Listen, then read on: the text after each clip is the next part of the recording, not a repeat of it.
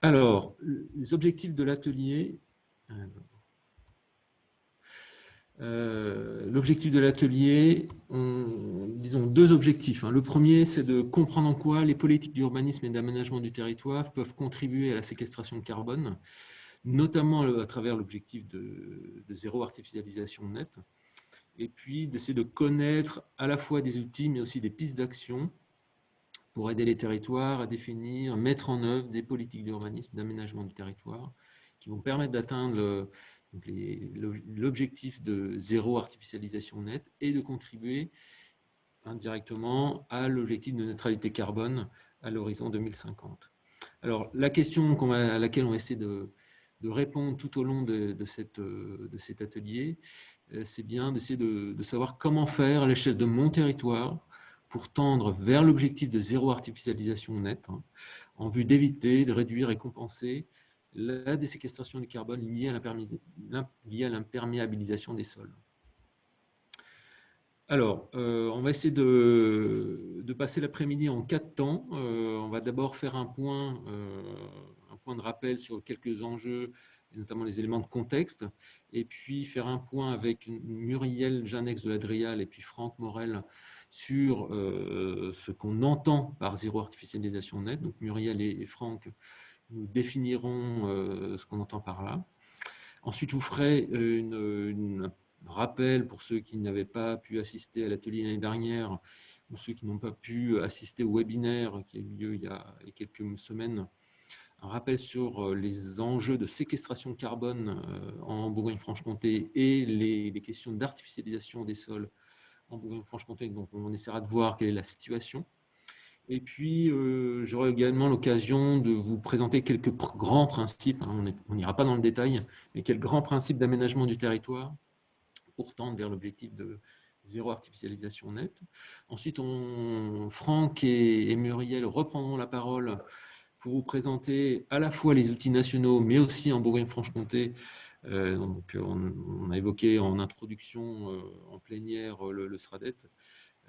Donc Franck et Muriel vous parleront de ces outils-là.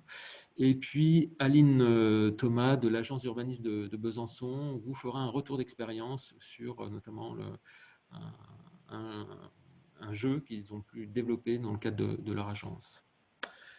Alors, je vais essayer. Est-ce que tout le monde voit l'écran? C'est tout bon? Ok, alors, quelques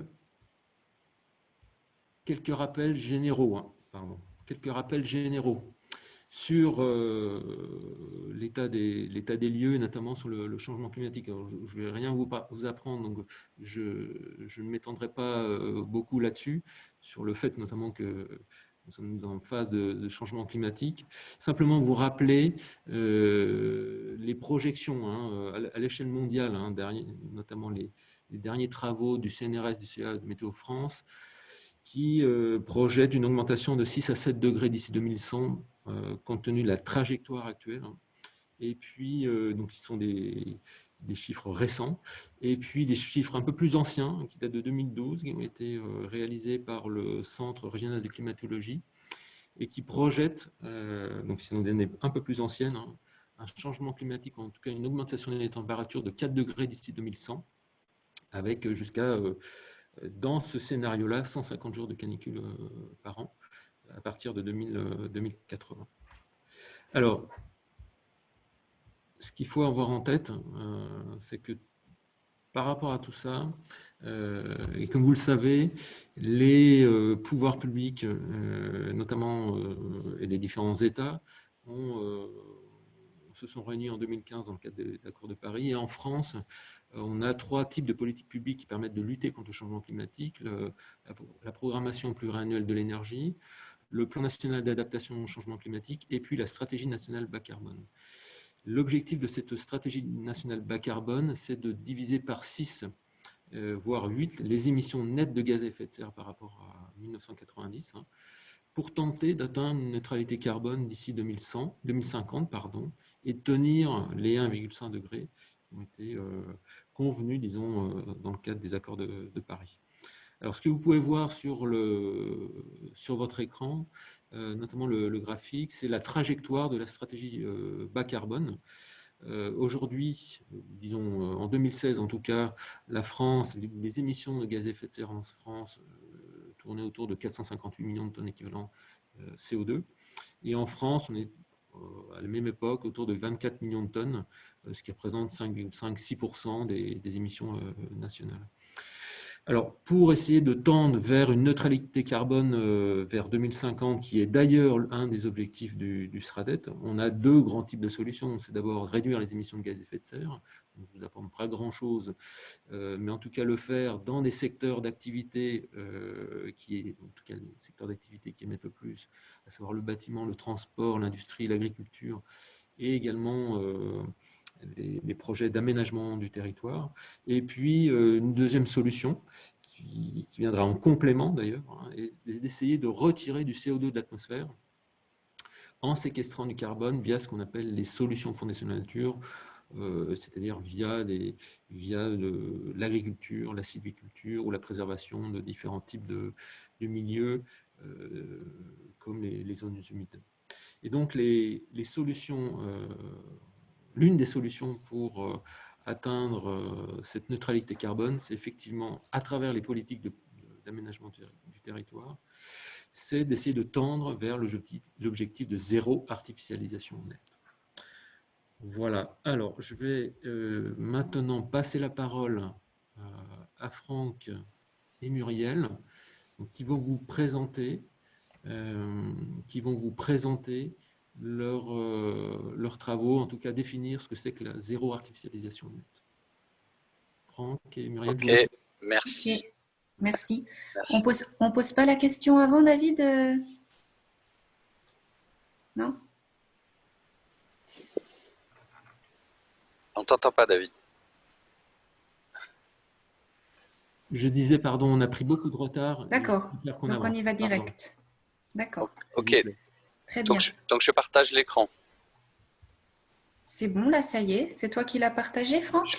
Non, là, j'attendais que voilà, David arrête son partage et normalement, ça devrait fonctionner. C'est bon? Voilà, c'est bon. Merci.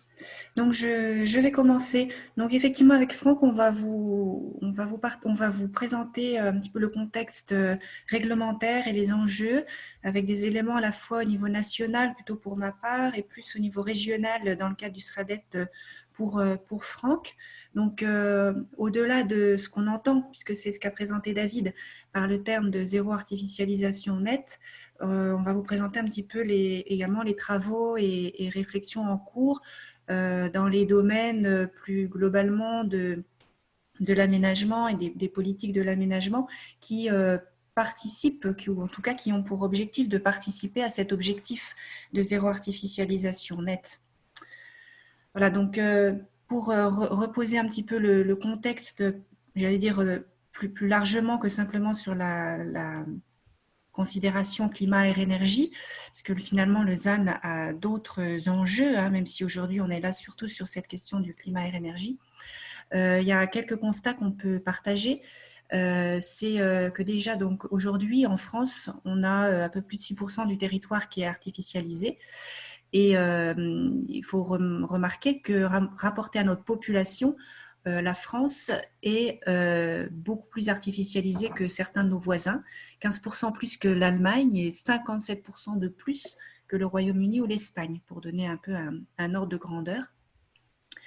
Et que cette artificialisation augmente puisque chaque année, avec les données actuelles, enfin la définition qu'on a actuellement, on y reviendra tout à l'heure, de la notion d'artificialisation, on consomme entre 20 000 et 30 000 hectares chaque année supplémentaires.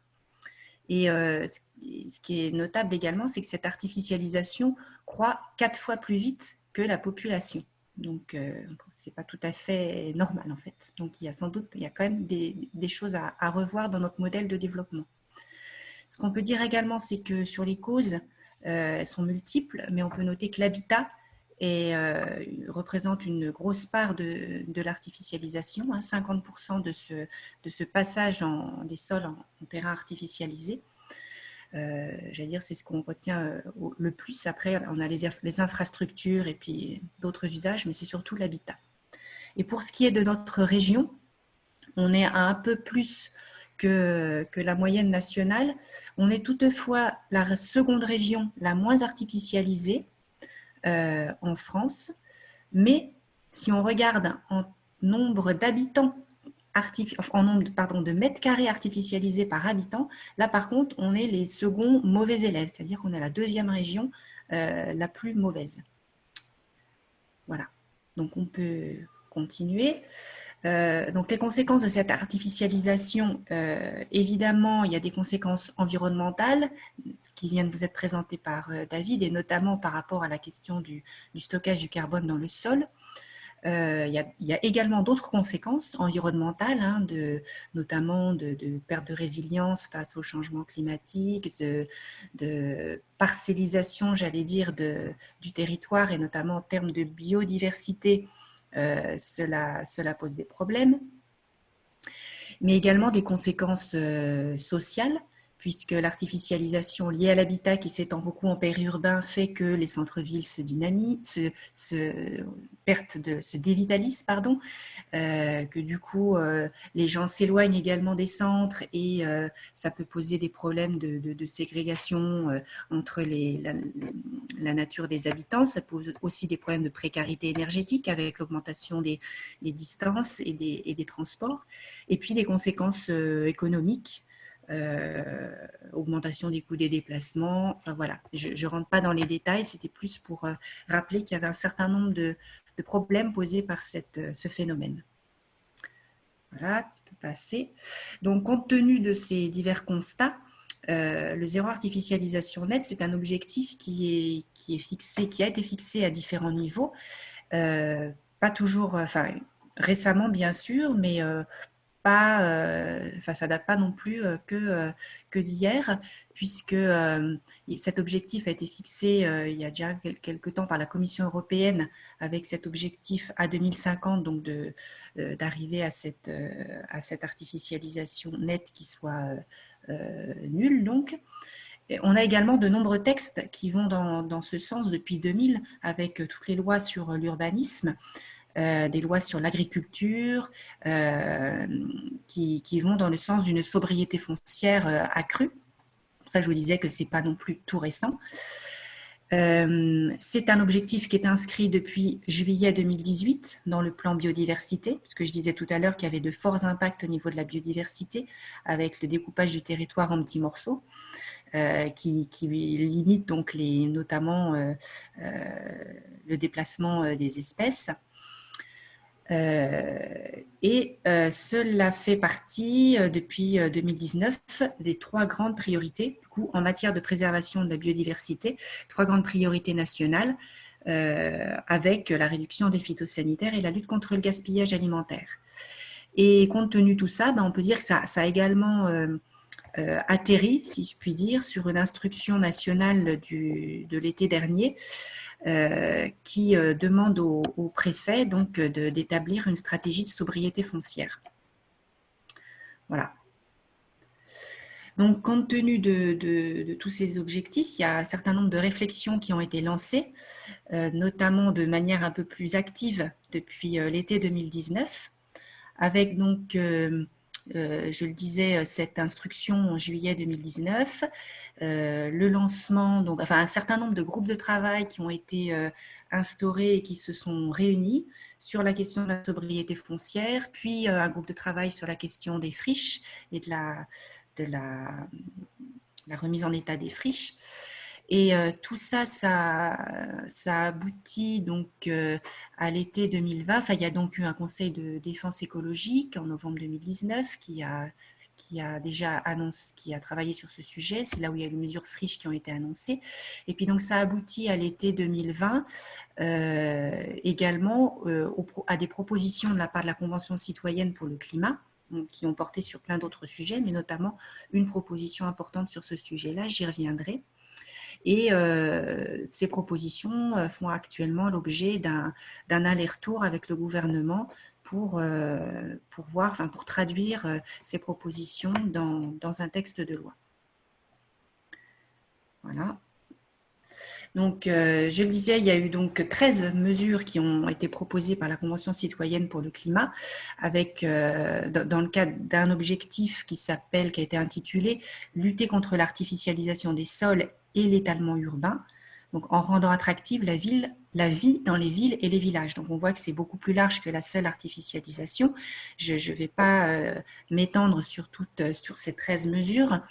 Vous pourrez vous les retrouver facilement sur le net, mais il y a une proposition qui nous intéresse particulièrement dans notre objectif et qui reste à transcrire donc dans les textes, qui est la première, qui consiste à poser donc cet objectif de définir une enveloppe restrictive du nombre d'hectares maximum pouvant être artificialisés en réduisant par 2 l'artificialisation sur les 10 prochaines années. Et cet objectif a été repris donc, en juillet dernier par la ministre Barbara Pompili dans son discours. Donc, le gouvernement adhère à cet objectif intermédiaire de réduction par 2 dans les 10 prochaines années, au-delà du zéro artificialisation en 2050. Donc, ça pose déjà un calendrier un peu plus rapproché, on va dire. Et là, je laisse la parole du coup à Franck qui va prendre la relève. Ça marche, merci Muriel. Du coup, voilà, on fait le lien sur ce dernier élément. Donc les mesures, les propositions de la Convention citoyenne pour le climat qui ont été donc rendues il y a maintenant quelques mois et dont un certain nombre concernant donc l'artificialisation, la lutte contre l'artificialisation des sols et l'étalement urbain, dont il n'a pas été fait énormément état, enfin, sauf pour des gens qui se préoccupent vraiment de ces sujets.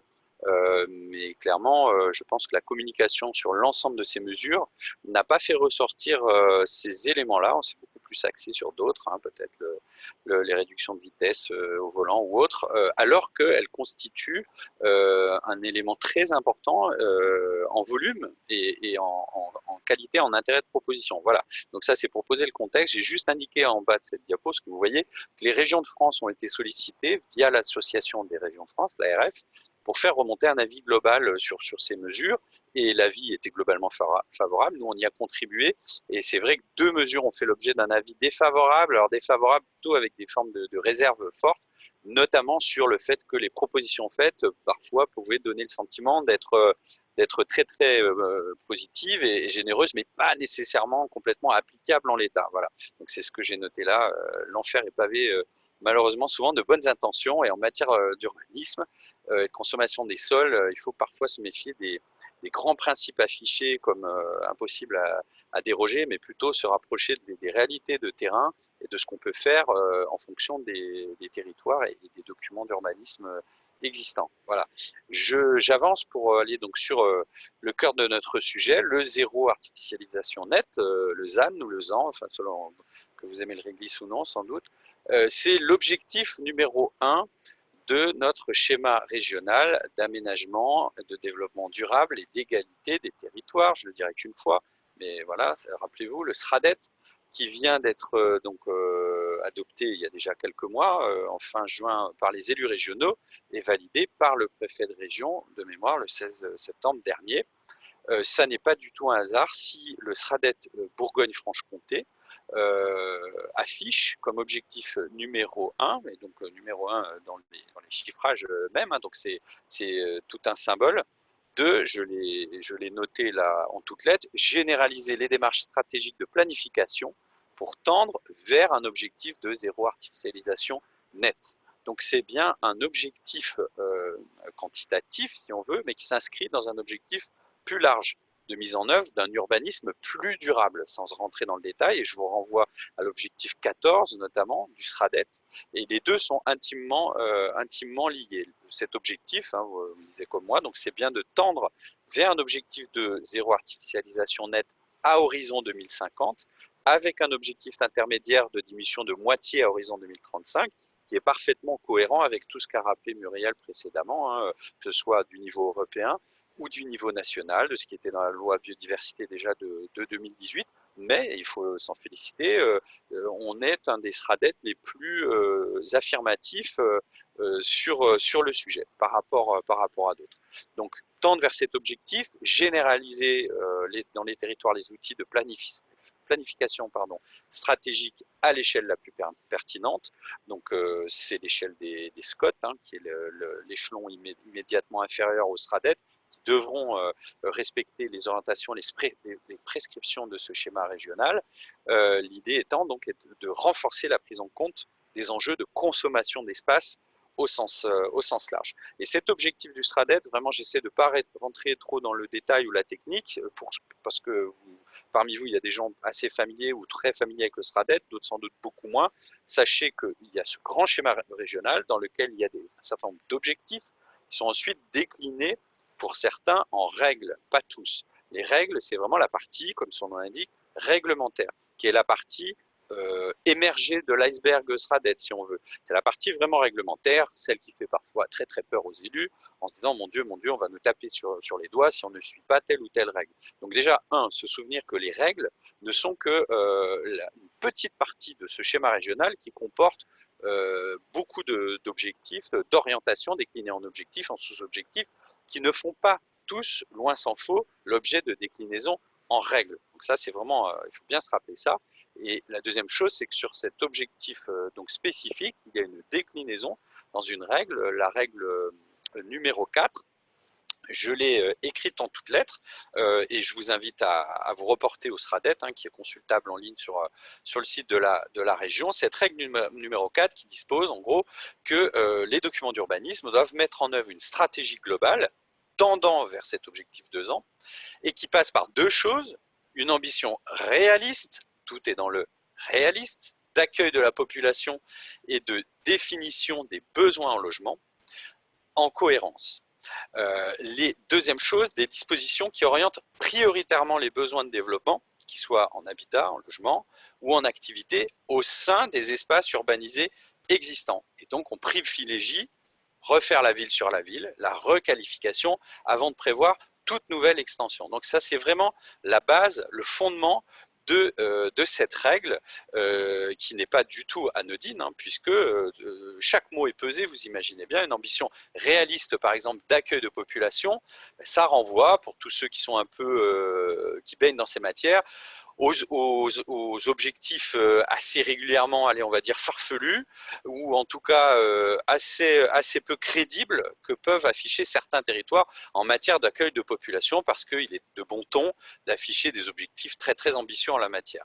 Voilà. Donc là, c'est un appel au réalisme. Et donc, lorsque l'extension de l'urbanisation ne pourra être évitée, il s'agira vraiment de l'argumenter solidement, et il faudra intégrer une analyse du potentiel de compensation de l'imperméabilisation liée à cette artificialisation. On va y venir juste après. Voilà. Si vraiment on ne peut pas faire autrement que d'étendre l'urbanisation, il faudra réfléchir à la compensation sur d'autres espaces. Et cette règle dont je vous fais part là s'applique aux SCOT ou à défaut aux plans locaux d'urbanisme, plans locaux intercommunaux, aux cartes communales et assimilés.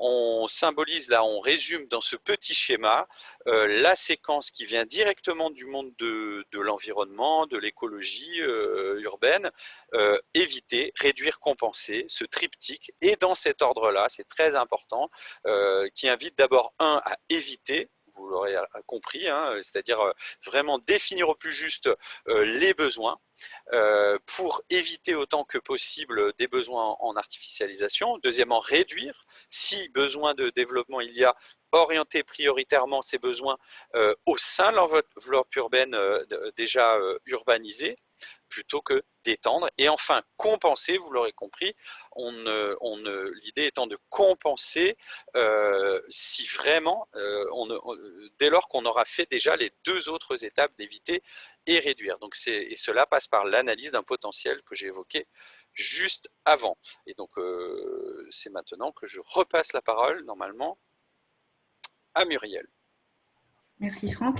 Oui, donc effectivement, Franck a présenté le principe de la démarche ERC qu'il faut appliquer avant tout. Encore faut-il savoir exactement effectivement de quoi on parle quand on parle d'artificialisation. Et le problème, j'allais dire aujourd'hui, c'est qu'il n'existe pas de définition réglementaire stabilisée de cette question d'artificialisation. Donc, à ce jour, le SRADET, là je parle pour la région du coup, a adopté la définition qui jusqu'à présent était communément admise de la notion d'artificialisation, à savoir qu'on considérait comme artificialisé un sol qui avait changé de destination, c'est-à-dire qui n'était plus ni agricole, ni naturel ou forestier. Voilà. Et voilà, donc tous les sols hors NAF, naturels, agricoles ou forestiers, actuellement sont considérés comme artificialisés. Mais des travaux sont actuellement en cours sur ce sujet-là pour arrêter donc une définition partagée de l'artificialisation.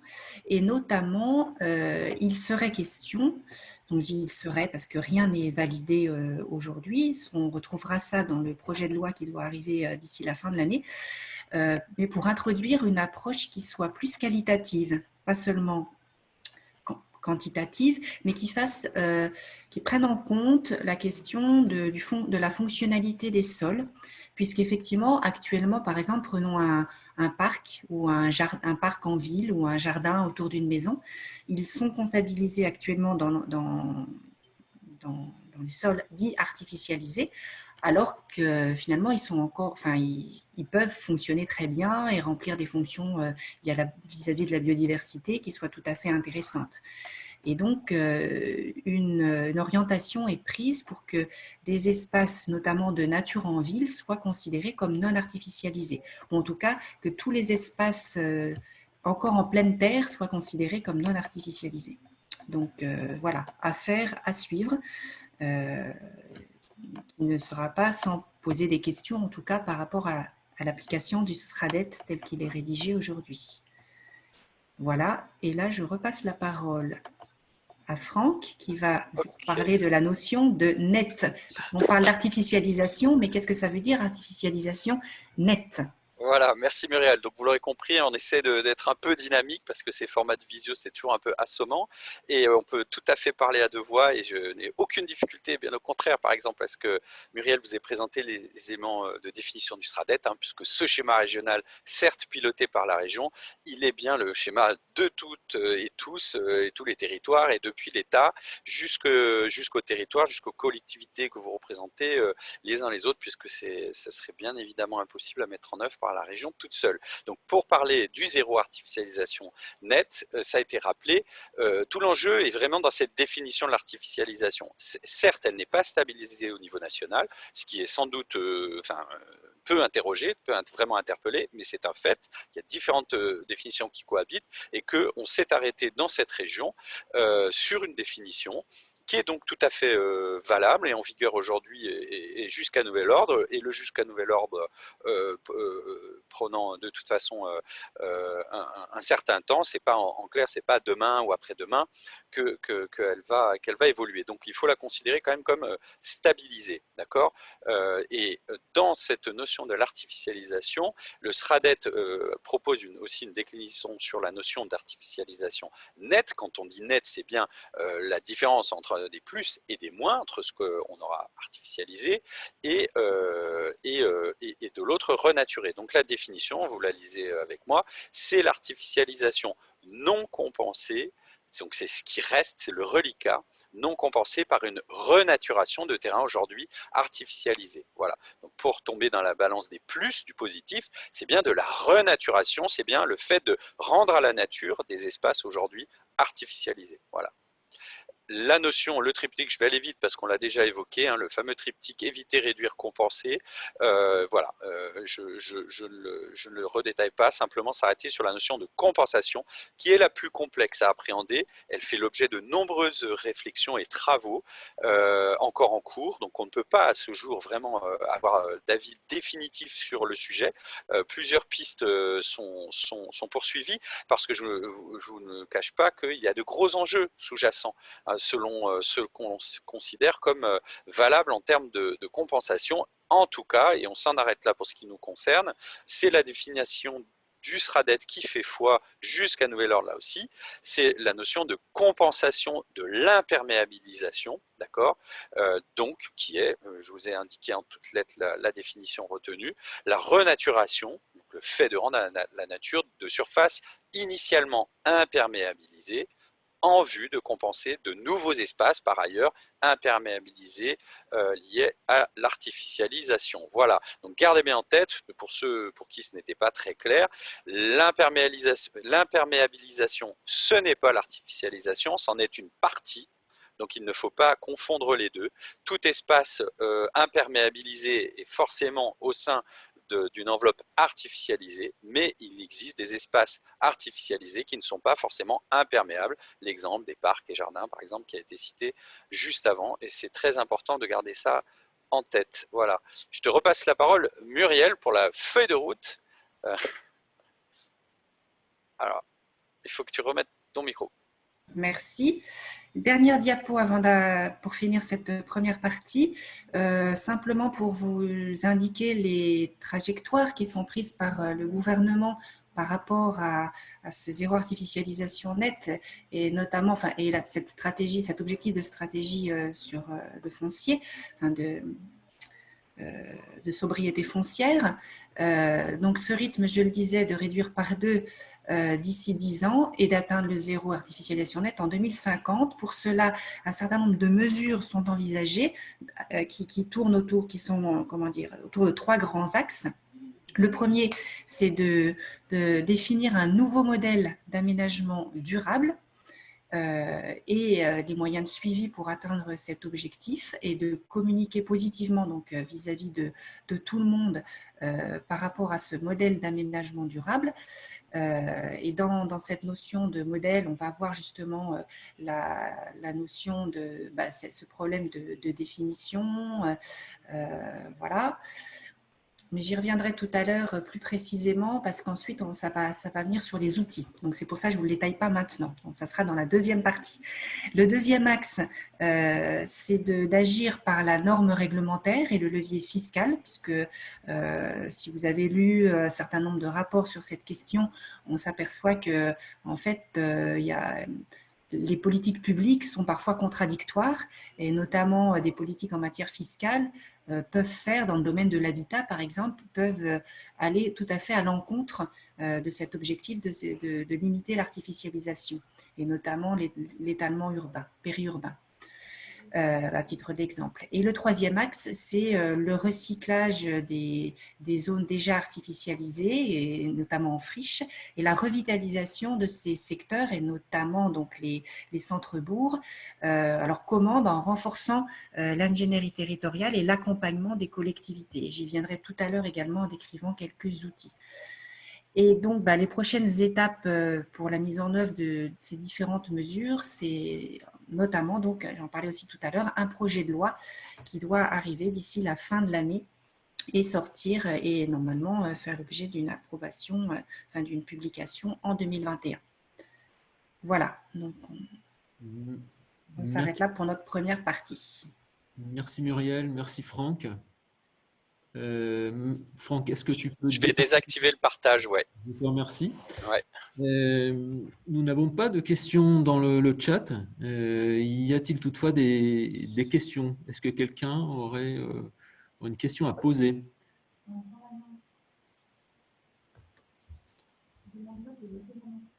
Merci de lever la main si toutefois vous voulez poser une question.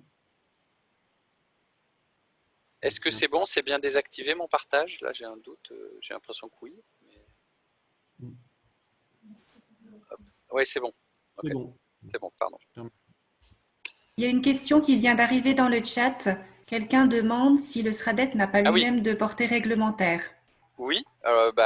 Comme je pensais l'avoir dit, il y a une dimension réglementaire de par donc traduite dans un fascicule des règles qui reprend donc l'ensemble des règles, dont la règle numéro 4 là, que je vous ai présentée rapidement, et qui donc par définition a une portée réglementaire. Mais encore une fois, et vraiment j'insiste, qui est la partie vraiment émergée du SRADET, et qui n'est certainement pas l'essentiel en volume de ce document, qui a avant tout constitué par des grandes orientations, des grands objectifs, et qui sera mis en œuvre notamment par des mesures d'accompagnement et d'incitation, et pas seulement du tout que par des aspects réglementaires à proprement parler. Ce qu'on peut peut-être ajouter, c'est que le SRADET, effectivement, a donc ces grands deux documents, comme le dit Franck, et il y a le rapport d'objectifs par rapport qui doit être pris en compte par l'ensemble des documents de planification, que ce soit SCOT, PLUI quand il n'y a pas de SCOT, PCAET, charte PNR. Et vous avez ensuite donc pris en compte, ça veut dire, c'est un terme juridique, hein, mais il faut en tenir compte, quoi. Et le fascicule des règles qui, lui, par rapport au fascicule des règles, les documents infra doivent être compatibles avec ces règles. Alors ça aussi, après, c'est des notions juridiques. La compatibilité ne veut pas dire forcément qu'il faut respecter à la lettre chacune des règles, mais c'est une compatibilité globale par rapport à l'ensemble du fascicule. Donc, ça reste encore à travailler au niveau de chaque document. Merci Muriel, merci Franck. Y a-t-il une autre question? Il y a une précision dans le chat de ma collègue Constance Aupetit qui est là et qui veille au grain. Voilà, rappelant donc l'objectif intermédiaire de réduction de la conso d'espace de moitié, comme je l'indiquais dans ma présentation, à horizon 2035. Et en cohérence totale avec les trajectoires énoncées l'été dernier par la ministre Pompili. Donc on va dire que la région BFC, nous étions à la fois dans la trajectoire et en anticipation de ce qui commence, ça y est, à se décanter du niveau national. Donc on a vraiment un outil aujourd'hui à l'échelle de la région, le SRADET, qui peut nous permettre d'avancer vraiment efficacement sur ce sujet du ZAN en particulier. Merci Franck. Une autre question.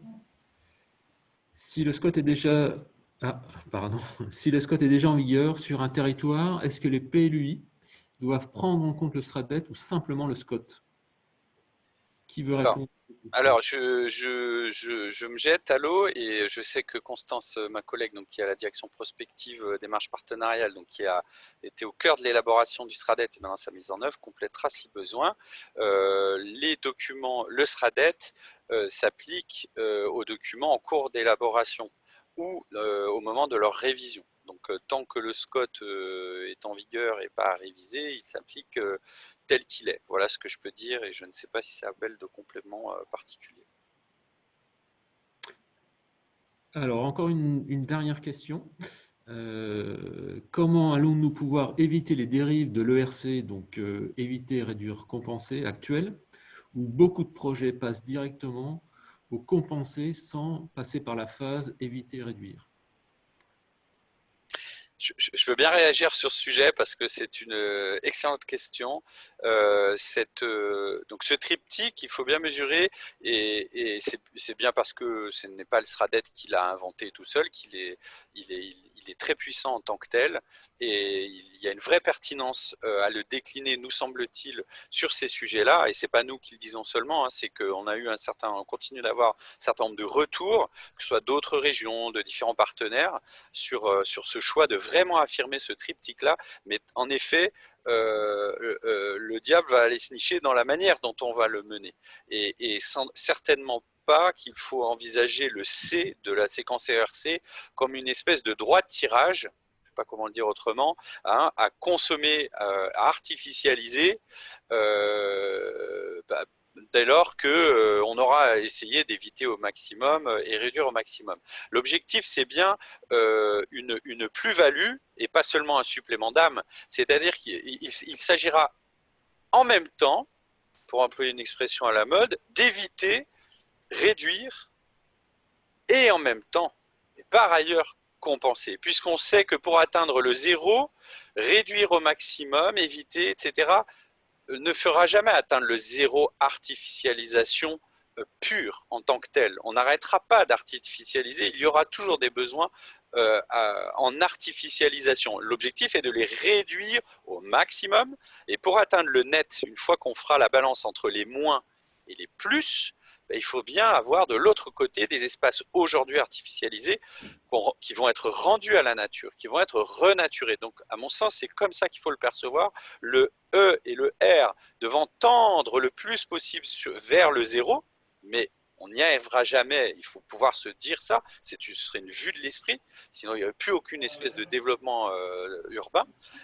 Mais par ailleurs, de développer tout ce qui peut l'être en matière de compensation, et plutôt l'envisager, plutôt que c'est ce terme de compensation, et j'en finis là, qui pose problème, sans doute, parce que dès lors qu'on dit compensation, le mot en lui-même signifie ce qu'il signifie, c'est-à-dire on compense un mal, on essaie de réparer au moins en partie un mal causé quelque part. À mon sens, c'est pas comme ça qu'il doit être perçu. Il doit être perçu comme la dimension positive du ZAN, c'est-à-dire là où on va rendre à la nature des espaces qui, à l'évidence, n'ont aucun sens à rester artificialisés. Voilà. Merci Franck. Écoutez, je propose qu'on passe à la suite. On a déjà 25 minutes de retard, alors dû entre autres au quick de départ. Hein. Alors, je vais poursuivre et continuer à prendre la parole et poursuivre sur la deuxième séquence de cet atelier.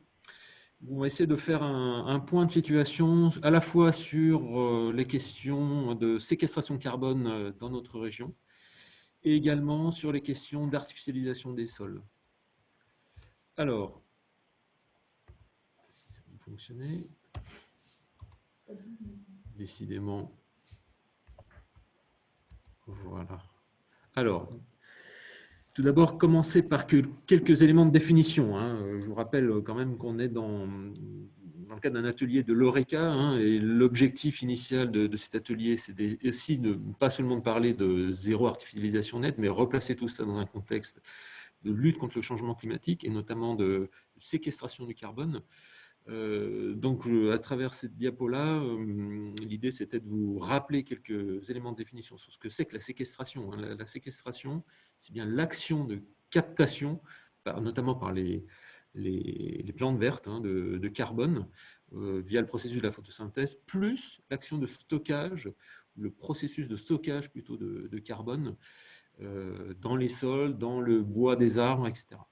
Donc ça, c'est une première chose que je voulais repréciser. Concernant les stocks de carbone en région, on a réalisé tout récemment un bilan des stocks de carbone sur l'année 2018. Ce qu'on peut en dire, c'est que, alors, à partir des données du site EPA, hein, ce qu'on peut en dire, c'est qu'une région qui stocke du carbone, environ 1,8 gigatonnes équivalent CO2, essentiellement dans les sols et les forêts. Hein, ce carbone est stocké essentiellement dans les sols et les forêts, 2 fois plus dans les sols que dans les arbres d'ailleurs. Et je ne voudrais pas oublier les zones humides, hein, qui n'apparaissent pas sur ce schéma, mais les zones humides, en particulier les tourbières, sont les milieux naturels qui stockent le plus de carbone à l'unité de surface. Hein. Grosso modo, une tourbière, notamment les tourbières de Franche-Comté, mais aussi du côté Bourgogne, stockent en moyenne 4 fois plus de carbone que les forêts de type chêne et charmé. Ça, c'est une première chose. Deuxième élément d'information, ce dont on s'aperçoit à travers les calculs qu'on a réalisés à partir de ces données du site EPA, c'est qu'il y a finalement un stockage net de carbone chaque année. Hein, et donc en 2018, à l'échelle de la région, on a stocké, enfin les sols et les forêts ont stocké environ 7,4 millions de tonnes équivalent CO2. Alors, évidemment, les choses ne sont pas si fixes, hein. Il y a à la fois des émissions de CO2 liées à des changements d'occupation ou d'usage des sols. Et puis, comme je vous le disais, les forêts stockent environ 8,5 millions de tonnes équivalent CO2. Donc, un bilan net de 7,4 millions de tonnes en 2018. Alors, ce qu'on peut en dire, c'est que grâce au sol, grâce aux forêts et grâce aux zones humides, la Bourgogne-Franche-Comté séquestre environ 7 millions de tonnes. Mais, et je vous le disais en introduction, elle émet sur une année 24,5 millions de tonnes, variable selon les années, mais on voit que à l'échelle de la Bourgogne, même si on a une région qui séquestre du carbone dans ses sols et ses forêts, il y a des émissions nettes résiduelles autour de 17 millions de tonnes, donc ce qui nous fait dire que la séquestration de carbone à l'échelle de notre région représente que 30% des émissions liées aux activités de la région. Donc un tiers est seulement séquestré, donc autrement dit 2 tiers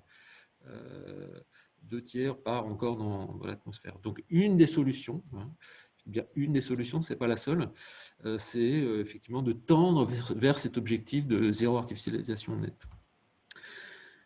Alors, toujours pour poser un peu le cadre, en termes d'artificialisation des sols, je vous apprends probablement rien en vous disant que la région, en tout cas les espaces agricoles dans notre région représentent environ un peu plus de la moitié de la surface totale de la région.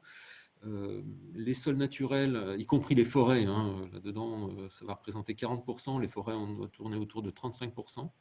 Et puis les zones artificialisées, les sols artificialisés, les sols urbanisés, disons, représentent 7% du territoire régional, qui est un petit peu inférieur par rapport à la moyenne nationale, mais tout ça, les sols artificialisés représentent 350 000 hectares, grosso modo. Chiffre 2015, et ce dont on s'aperçoit, c'est que l'artificialisation progresse encore, hein, et sur une période d'environ 10 ans, 2006-2015, elle a progressé d'environ 11%. Donc on a artificialisé sur cette période-là à peu près 33 000 hectares. Et sur le graphe en bas à droite de votre écran, vous voyez la courbe avec un ralentissement vers l'année 2018, 7, 8, 9, qui était lié à la crise financière, et puis un redémarrage des phénomènes d'artificialisation à partir des années 2009-2010. Alors, ici, vous pouvez voir que finalement, tous les départements sont concernés par l'artificialisation. Il n'y a pas un très très bon élève et un très très mauvais élève, hein. Il n'y a pas de, je dirais, de grande disparité. Tous les départements sont concernés. Alors, ce qu'on arrive quand même à distinguer, c'est notamment les départements de Saône-et-Loire et du Doubs, où les taux d'artificialisation sont encore les plus élevés, hein, et c'est probablement lié au fait qu'on a là 2 départements qui sont des départements où les activités industrielles, économiques sont les plus développées, hein, les grandes zones industrielles. Il y a peut-être une raison à trouver ici. Et puis le territoire de Belfort qui présente également la plus forte évolution de l'artificialisation sur la période. Alors, comme on vient de l'évoquer, effectivement, l'urbanisation, l'artificialisation, ça constitue le deuxième poste responsable du déstockage de carbone ces 20 dernières années. Vous pouvez voir sur le graphique, ça c'est illustré sur ce graphique par la flèche bleue, la plus grosse flèche bleue. Donc c'est bien le deuxième poste, donc il y a un vrai enjeu autour de l'artificialisation en termes de séquestration, de déstockage de carbone et de contribution au changement climatique. Il y a une vraie question là, sachant qu'il faut évidemment ne pas oublier que le premier facteur de déstockage de carbone, pour l'instant, en tout cas sur la période 1998-2018, au cours de ces 30 dernières années, c'est bien le retournement des prairies en culture et vient donc en deuxième poste l'artificialisation. Alors, ici, on peut voir que bien que les zones urbaines, ou en tout cas le processus d'artificialisation contribue aux émissions de gaz à effet de serre et donc au changement climatique, il faut savoir, et ça a été évoqué par notamment Franck et Muriel, que dans les zones urbanisées, on a des parcs et jardins qui contribuent aussi à la séquestration du carbone. On estime, toujours des chiffres, cités pas, en moyenne pour la ex-Franche-Comté et ex-Bourgogne, qu'on tourne autour de 40 tonnes de carbone stockées dans les parcs et jardins à l'hectare. Et vous pouvez voir sur ce graphique, et je l'évoquais tout à l'heure, que les zones humides sont effectivement les milieux naturels qui séquestrent le plus de carbone, d'où l'enjeu de préserver, en tout cas, ces milieux-là en priorité. Les forêts, les prairies également sont les milieux qui séquestrent le plus. Alors, quelles sont les solutions? Alors, bon, ça a déjà été évoqué par Muriel et Franck. Effectivement, l'enjeu affiché, notamment dans le cadre du SRADET, c'est bien d'imaginer l'aménagement du territoire et l'urbanisation en s'inspirant de la séquence éviter, réduire, compenser, dite ERC. Donc, éviter, réduire l'artificialisation, ça va passer par la densification des espaces urbains, pour limiter les extensions sur les zones dites NAF, donc naturelles, agricoles et forestières. Ça va être aussi de préserver les espaces verts existants, qui rendent tout un tas de services dits écosystémiques, à la fois directs, c'est-à-dire en termes de cadre paysager, d'îlots de fraîcheur urbains, et puis des services plus indirects autour de la lutte, par exemple, contre les risques d'inondation, l'épuration de l'eau, etc., etc. Et puis, effectivement, revient cette notion de compenser. Compenser disons les espaces qui seraient artificialisés par de la renaturation. Alors là, derrière, il faut y voir l'idée de désartificialiser, ce qui implique des opérations de déconstruction, de désimperméabilisation, de dépollution, et ensuite bien la renaturation. Donc ça pose effectivement tout un tas de questions, notamment techniques, par exemple aussi en termes de génie écologique.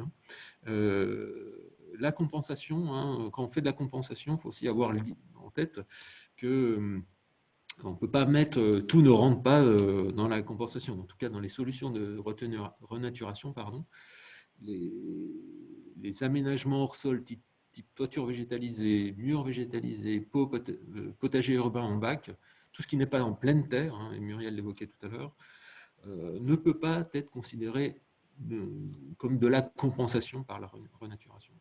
Même chose, tous les espaces, en tout cas les aménagements paysagers, dont espaces verts, etc., qui s'accompagnent d'une gestion avec l'usage d'intrants, arrosage, engrais, notamment les espaces verts type ornementaux, ne peuvent pas être non plus considérés comme de la compensation de la nature qui aura pu être détruite par ailleurs. Alors, la compensation, finalement, elle pose toute une série de questions. Et je pense dans la question qui était posée tout à l'heure par la personne de la LPO, on retrouve les questions qui sont listées là. La question de la compensation, c'est finalement, il y a des règles, mais les règles doivent s'appliquer au cas par cas. En tout cas, il y a des règles concernant l'équivalence écologique, en termes de fonctionnalité écologique. Dès lors qu'on détruit un milieu naturel ou forestier, il faut avoir en tête que la recréation de l'équivalent est très compliquée, même pour des experts du génie écologique. Et tout ça se pose la question de la fonctionnalité écologique, la diversité des espèces, l'équivalence en termes de surface aussi est posée. Se pose également en tout cas doivent se poser les questions pour les élus, pour leurs équipes techniques et pour leurs partenaires, la question de quel type de renaturation. Est-ce qu'on on part sur une idée de renaturation active ou passive. Donc, est-ce que passive, est-ce qu'on laisse faire la nature? Et dans ce cas-là, on peut aussi se poser la question de est-ce que le site qu'on souhaite compenser s'inscrit dans un maillage écologique fonctionnel, dans une trame verte et bleue. Donc, c'est cette question-là aussi à se poser. Évidemment, il faut aussi se poser la question du où compenser, hein, où renaturer. Est-ce qu'on... Quelle priorité? Est-ce qu'on va plutôt compenser les friches, en tout cas renaturer les friches industrielles ou artisanales, les zones d'activité commerciale, les carrières, hein, si toutefois il y a proximité de l'espace urbanisé, les berges, etc.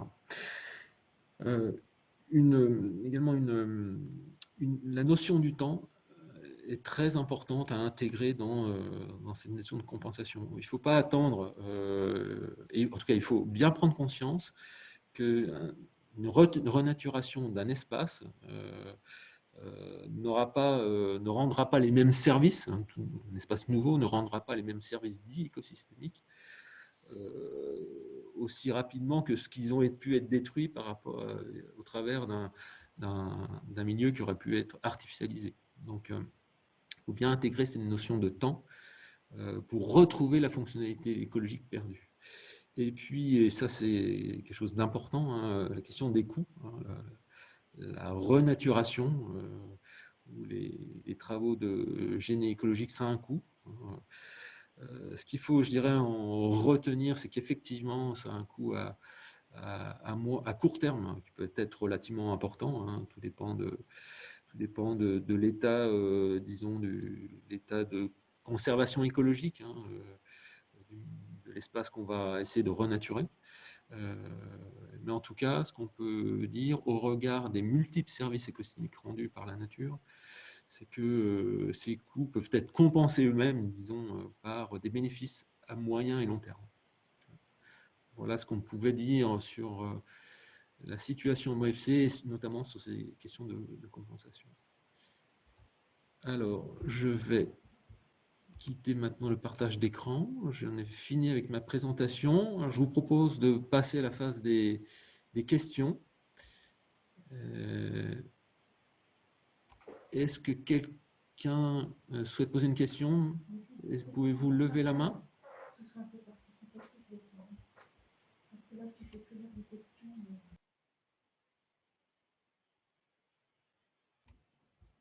Y a-t-il des questions?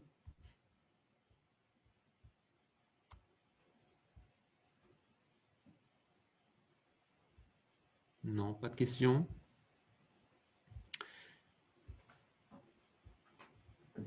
Les exemples existent déjà. Passe la parole à Romuald. Romuald, est-ce que vous souhaitez intervenir? Je vous laisse la parole si vous souhaitez intervenir. Oui, bonjour. Non, je demandais s'il y avait des exemples, vous aviez des exemples qui existeraient déjà, en fait, pour justement cette activité réduire, compenser, qui seraient déjà des exemples sur lesquels on peut s'appuyer. Alors, oui, Franck, je t'en prie. Pardon.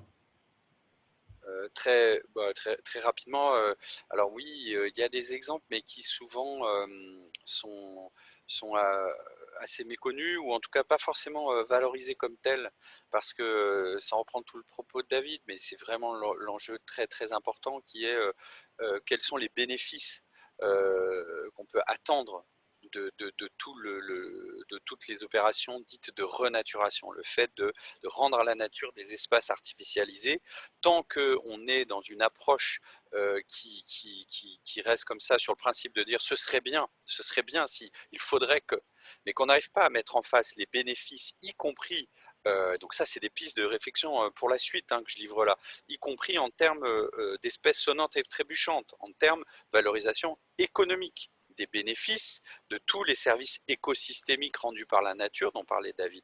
Tant qu'on n'aura pas des éléments comme ça, c'est vrai que c'est compliqué de les mobiliser, de motiver des acteurs, des collectivités à le faire. Mais on a quelques exemples notamment au titre de l'appel à projet, donc je pourrais faire passer éventuellement quelques informations à l'issue, l'appel à projet que la région a lancé l'été dernier sur la renaturation des espaces. Donc il y a eu déjà quelques projets, alors il y en a 5 ou 6 de mémoire, donc c'est des premiers exemples qui rentrent dans une démarche effective de valorisation de la renaturation. Mais d'autres exemples existent, on a dans d'autres pays également, donc certains sont clairement beaucoup plus avancés que nous, hein, sur des voisins européens, et plus loin sur le Canada, le Québec en particulier, où ces questions-là sont non seulement évoquées, mais travaillées depuis longtemps, sur voilà, quand il s'agit de faire le choix entre artificialiser ou bien renaturer.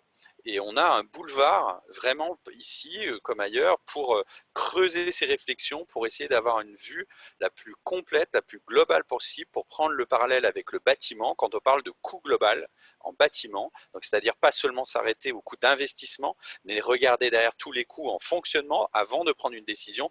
Et bien là, ce serait de dire, avant de dire j'ai besoin d'artificialiser un sol, plutôt que de le laisser à la nature ou rendre à la nature, de bien regarder les coûts-bénéfices de l'équation. À ce jour, on n'a pas tous les éléments qui permettent de prendre une décision vraiment pertinente en logique coût-bénéfice global. Je ne sais pas si d'autres veulent témoigner peut-être à ce sujet. Merci Franck. Merci bien. Y a-t-il d'autres questions? Pas d'autres questions. Juste réagir peut-être par rapport à ce que tu disais, Franck, sur la nécessité effectivement de mener des évaluations économiques, hein, des travaux de compensation, hein. Et ça, c'est il y a des travaux au niveau national qui sont engagés notamment dans le cadre d'EFES, hein, sur l'évaluation économique des services écosystémiques.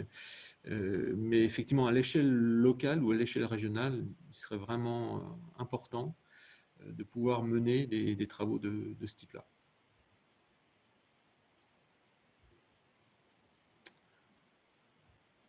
Bon, écoutez, Franck, Voilà. oui, Franck. Oui, je partage mon écran à nouveau? Oui. Ok.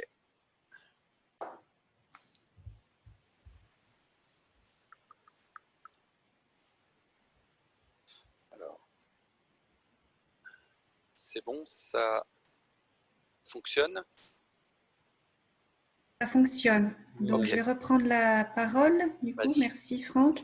Donc, deuxième partie qui nous concerne pour vous présenter quelques, hein, pas forcément tous. Et puis, on n'a pas forcément l'exhaustivité. Et puis, on est qu'au démarrage également. Donc, tout n'est pas calé non plus. Mais quelques outils, à la fois au niveau national et régional, permettant d'aller dans le sens du zéro artificialisation.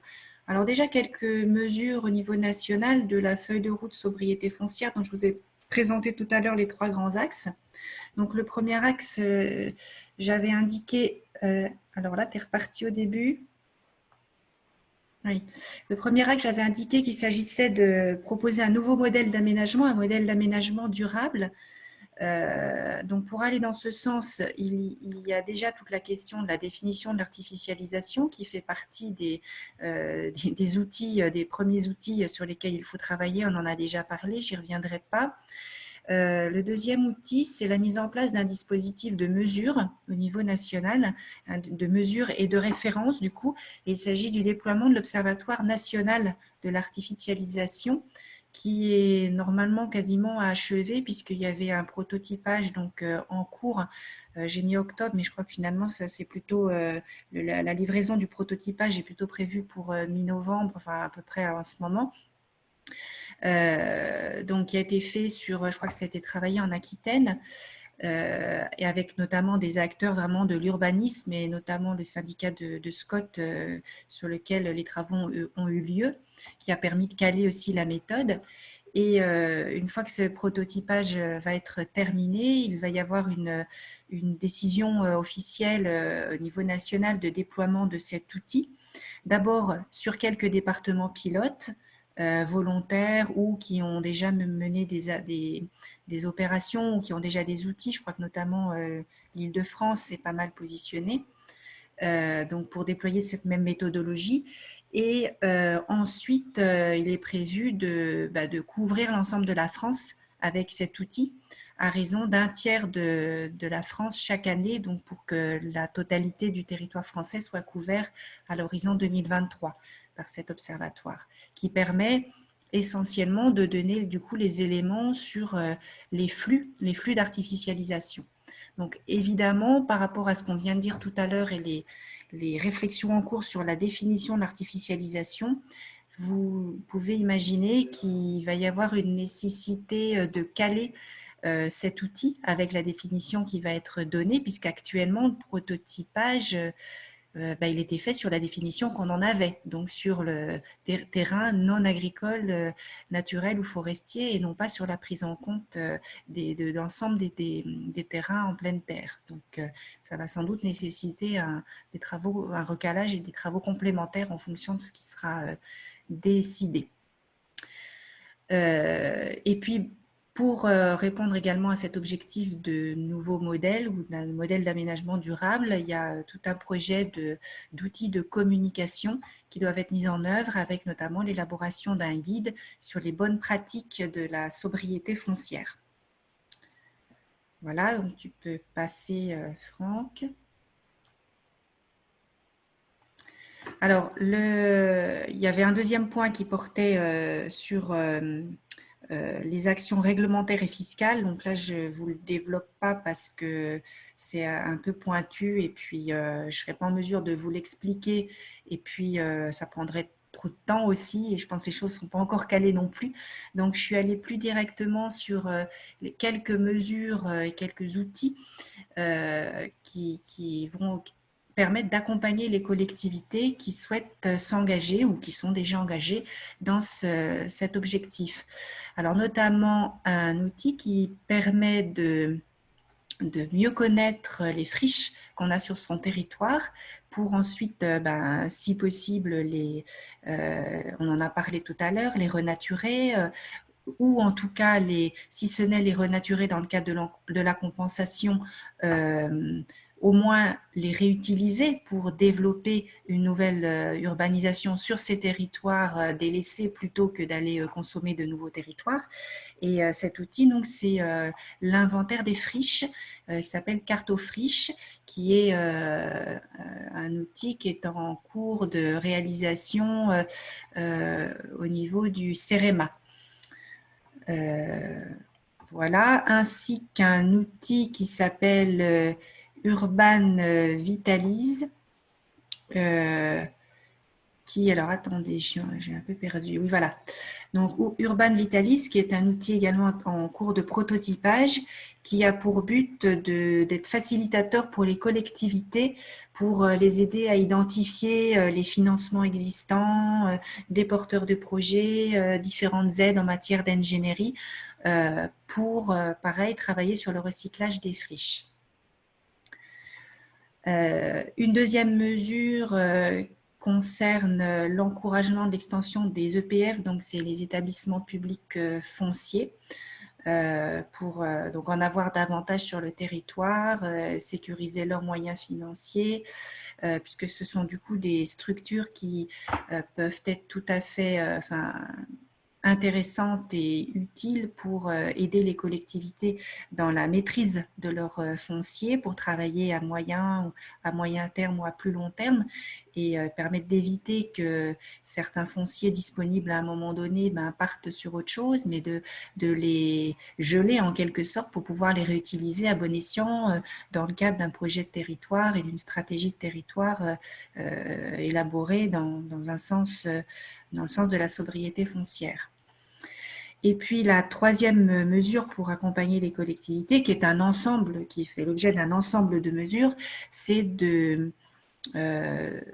d'apporter un certain nombre d'outils contractuels, tels les PPA, sont les projets partenariaux d'aménagement, qui font l'objet donc ce sont des contrats entre la collectivité EPCI et l'État, qui peuvent intervenir, par exemple quand il y a des problèmes de maîtrise foncière, ou notamment de foncier appartenant à l'État, qui permettent aussi de faciliter la gouvernance sur un projet pour mettre tout le monde autour de la table et avancer plus rapidement, notamment. Et puis les ORT, les opérations de revitalisation des territoires.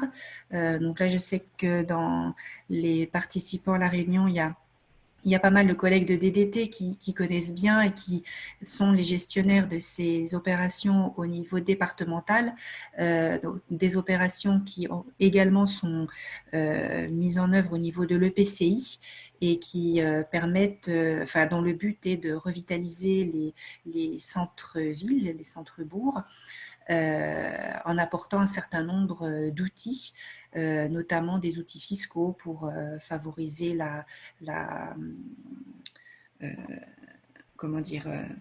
des travaux sur les bâtiments anciens en centre-ville, des choses comme ça, et tout un tas d'autres outils, notamment sur les zones commerciales pour limiter l'extension des zones commerciales en périphérie.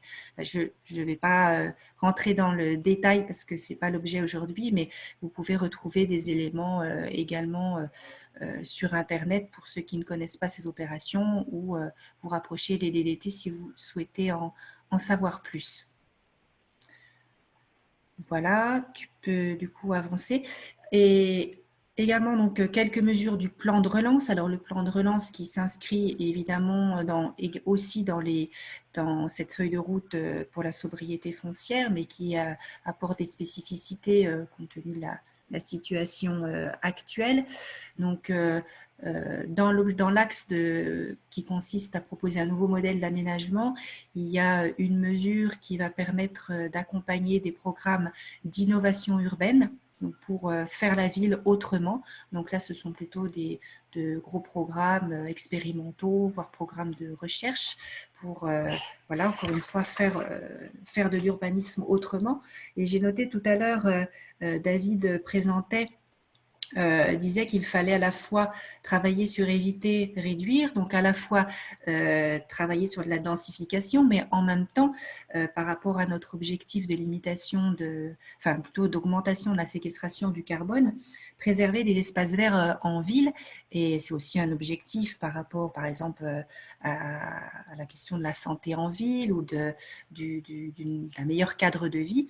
Mais ça peut paraître contradictoire, par exemple. Donc, vous voyez qu'il faut travailler sur de l'innovation, et notamment sur de l'innovation sur les formes urbaines pour arriver à concilier ces différents objectifs qui pourraient paraître parfois difficilement conciliables. Voilà, tu peux passer du coup, Franck. Et par rapport au troisième axe donc, qui concerne l'accompagnement des collectivités, il y a donc un certain nombre de mesures. La première, c'est une aide à la relance de la construction durable. On l'appelle aussi l'aide aux maires densificateurs. En fait, c'est une aide qui va être automatique et qui va permettre d'encourager les maires qui font des efforts de construction sobres, c'est-à-dire sobres en matière de consommation foncière. Et ces aides seront donc, je disais, automatiques à partir des données qui se retrouvent dans les banques de données qui sont renseignées automatiquement à partir des permis de construire. Autorisés donc à partir entre septembre et août. Donc, il va y avoir 2 années d'attribution de cette aide automatique avec une enveloppe de 250 millions d'euros, donc sur tous les permis de construire délivrés entre septembre et août 2020, et donc l'aide sera donnée en 2021 et pareil pour l'année suivante.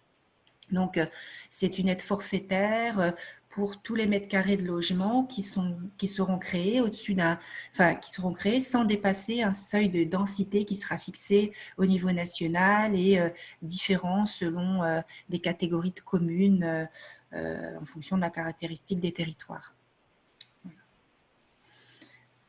Un deuxième outil intéressant au niveau national du plan de relance, c'est le fonds de recyclage des friches. Donc, on en a pas mal parlé dans le cadre de la question de la compensation et de la renaturation, d'une part, mais aussi, je le disais tout à l'heure, ne serait-ce que pour réhabiliter des friches, pour pouvoir en faire autre chose. Et par exemple, ne serait-ce que recréer de l'habitat, par exemple, ou d'autres choses. Donc, il y a un fonds qui a été donc voté, à mobiliser en 2021-2022, avec 3 grands types d'objectifs, en fait. Soit refaire des zones prêtes à l'emploi, par exemple de nouvelles zones d'activité pour développer de nouveaux projets d'aménagement, soit travailler ces friches pour revitaliser des cœurs de ville ou des périphéries urbaines. Donc là, on est plus dans la dentelle de l'aménagement. Soit aussi dans un objectif simplement de dépollution de sites orphelins. Donc, il y a un certain nombre de travaux qui sont finançables, qui ont dû être définis maintenant, puisque le cahier des charges devait être élaboré à l'automne. Et il va y avoir des appels à projets qui vont être lancés d'ici la fin de l'année, donc un spécifique de l'ADEME pour la dépollution de sites et d'autres, donc des AMI qui vont être lancés sur les 2 autres axes pour contractualiser dès le premier trimestre 2021 avec les projets qui auront été retenus. Et ces aides, donc, ça pourront être également données dans le cadre du CPER, puisque il va y avoir des enveloppes attribuées à chacune des régions. Un autre outil que je cite, on arrive là, c'est presque pour mémoire parce qu'on arrive presque en date limite de cet appel à projet, puisque c'est le 24 novembre. C'est un AMI lancé par le PUCA. Donc, le PUCA, c'est une structure interministérielle qui est portée par les 2 ministères de la transition écologique et de la cohésion des territoires, et qui travaille, donc, qui développe pas mal de programmes de recherche et d'action d'expérimentation et d'innovation dans le domaine de l'habitat, de l'aménagement des territoires, de la conception architecturale. Et donc, c'est un AMI qui est lancé en direction des territoires pilotes de sobriété foncière pour accompagner en ingénierie financière et technique des territoires qui seraient démonstrateurs de solutions. Donc, je vous ai mis le lien si vous voulez consulter plus précisément le contenu de cet AMI. Et bon, même si on arrive bientôt en bout de course, je trouvais intéressant de vous le citer aussi, ne serait-ce que pour que vous connaissiez, ça peut vous intéresser, cette structure, parce que vous pouvez retrouver sur leur site un certain nombre également d'outils, d'expériences en matière d'aménagement et d'innovation dans ces domaines-là. Merci Muriel. Voilà. Et puis, donc, également, donc, dernière partie par rapport aux outils, il s'agit on a voulu donc, faire état d'un certain nombre de réseaux qui existent, au-delà des outils financiers, etc. Il est également très important, je pense pour les collectivités, de pouvoir échanger avec d'autres collectivités, s'informer, avec d'autres collectivités ou avec d'autres partenaires et d'autres structures qui peuvent les accompagner. Et donc, je vous ai mis là un certain nombre de réseaux qui existent dans le domaine de l'aménagement durable. Donc, vous avez notamment le club écoquartier qui existe. Alors, c'est un club qui existe au niveau national et régional, puisqu'en fait, c'est un réseau des collectivités qui ont fait l'objet d'une labellisation qu'elles ont demandé parce qu'elles ont créé un écoquartier sur leur territoire, et du coup, ça permet des échanges entre collectivités, des échanges de bonnes pratiques.